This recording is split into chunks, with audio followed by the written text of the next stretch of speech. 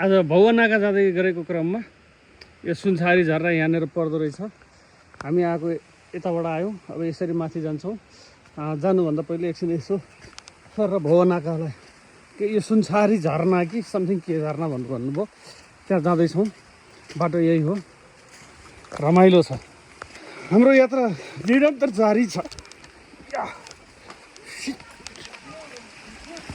पानीको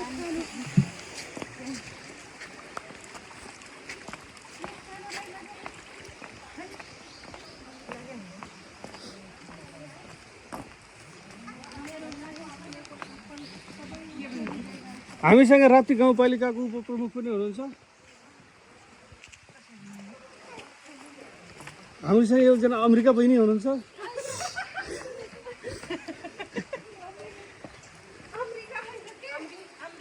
अमृता हो त, मैले अमेरिका भनेको छु त। मैले भने पो हो त।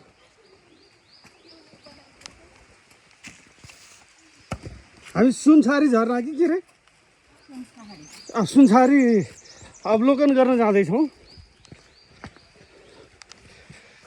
एकछिन यसो सर बनाएर जानु पऱ्यो क्या, मेमोरी हुन्छ नि। देखाउनु त सबैलाई देखाउनु पऱ्यो नि। कैसे रास्ता हुआ है, कैसे जावा जाई।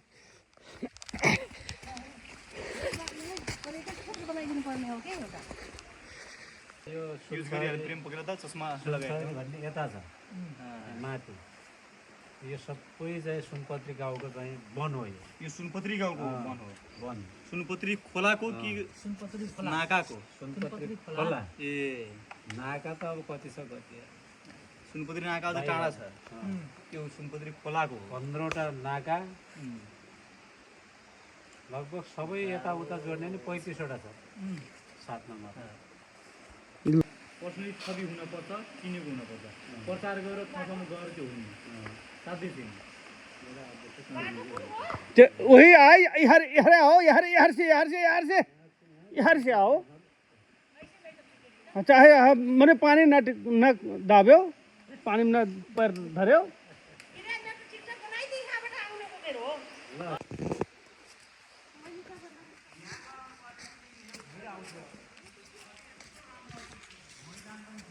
सुनसारी झरनाको एकदमै नजिक आइपुगेका छौँ। आवाजहरू हामीले सुनिरहेका छौँ। Wow, nice place.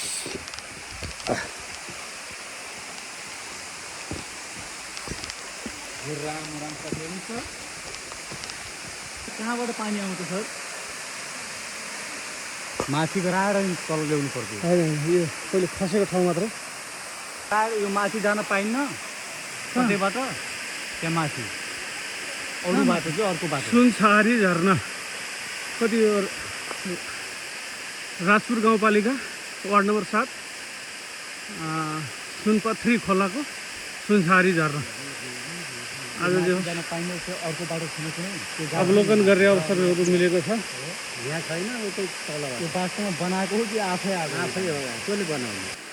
अनि यस्तो ढिकबाट कसरी फेरि होइन, ढिकमा उक्लिएर यहाँ तल झरेको छ।